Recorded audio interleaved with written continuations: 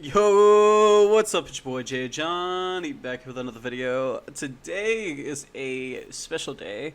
Again, it's another gameplay day because I just got off work. I'm about to go clean the rest of the apartment, get my place ready for the dog, and I just don't have time to put on clothes. So, yeah, it's audio only today, boys. But yeah, so today we're gonna be talking about where potential the limits of potential versus hard-earned skill. First of all, we got to talk about the difference. So, potential is where you can get to. It's your ceiling, effectively. Hard-earned skill is your honed craft. It's like you've practiced, you've play tested, you've done all the stuff necessary, and then natural talent. Now, natural talent you would expect to be like something involving natural or involving your potential, but natural talent's more of you adapt faster, you require less play testing and practicing.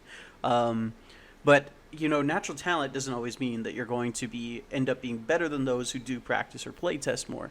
A good example of this, right, is I never met a player who would say that I am not naturally talented. I never met a player who would say I'm not naturally talented. I am naturally talented when it comes to card games, even video games. I pick up extremely quickly. I learned how to play Pokken at a not like a pro or competitive level, but definitely at a like you go to your friend's house and you play a fighting game, like you win the fighting game at your friend's house, definitely that kind of that kind of level of play.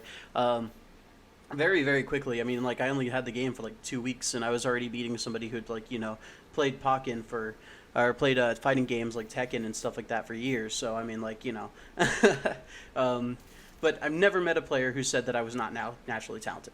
However, on the flip side, I lose constantly. I am constantly losing. I'm constantly learning new things. I'm constantly improving overall. I'm definitely not at this point where I can go like, oh, my natural talent, outweighs any level of skill that anybody has. But the huge thing is, you can be naturally talented, you can be naturally gifted at a game, but you still have to put in the time and the effort into the game. You can carry over your different effort, the effort that you've put into other games into your current games. For example, I started playing Universes back in like 2021, but I really only played in like the last couple 5-6 months, like since that one dropped of MHA Limited. I've only really played since then. And even then, I haven't, taken it as seriously as, the others have. But the huge difference is that I have the natural talent and the experience in other games that I can bring into that to make it to where I play at an even level as the others, or if not at a higher level in some cases. Now, that's not me saying that I'm objectively better, because I'm not. I'm really not.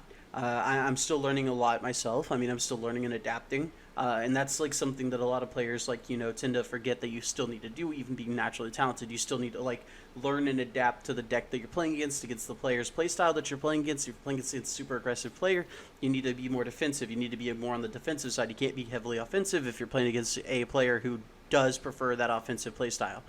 So, really, it's all about adapting, and a naturally talented player may forget to adapt.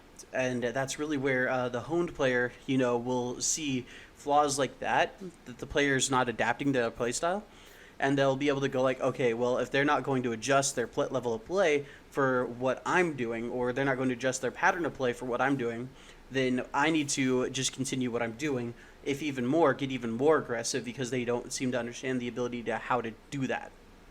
So that's like a naturally talented player definitely has the upper hand.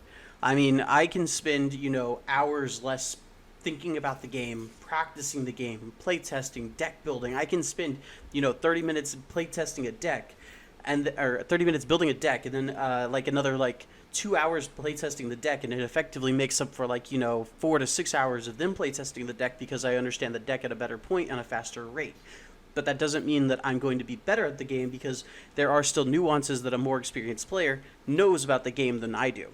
So, I mean, there's circumstances like that where it's just there are small nuances where your level of play as a naturally talented player does not make up for the honed skill of a more experienced player.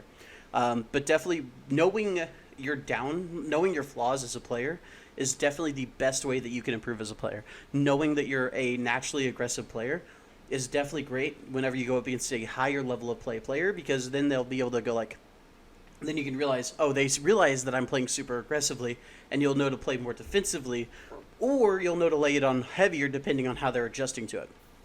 So, I mean, being naturally talented is not going to auto win you games, but it is going to allow you to have an upper hand when it comes to playtesting and practicing, because you don't have to get as much time in, because you're naturally understanding like the laws of the game and the rules of the game at a higher rate than your opponent is. So, I mean, again, this isn't a end-all, be-all state of existence. I mean, there's always, nuances. There's always, like, extractions. There's always people who are going to spend, like, 18 hours playing a game, play testing it, practicing it, play testing it, practicing it. It's going to be their livelihood. And, I mean, they're almost always going to bake up against naturally skilled players. I mean, you naturally talented players, you are going to have to put in time and effort in the long haul to be able to do that. But I mean, you're not going to have to put in to the point where other players are. That's where you're going to see like players who are putting it, like coming into the game. A good example for Yu-Gi-Oh would be Pac. Pac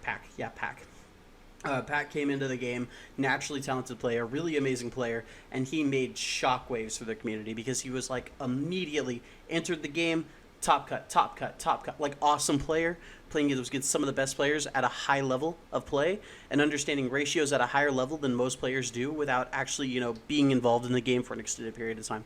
So, I mean, there's always nuances between the two, but definitely if you are a naturally talented player, do not think that you're going to automatically be better than everybody.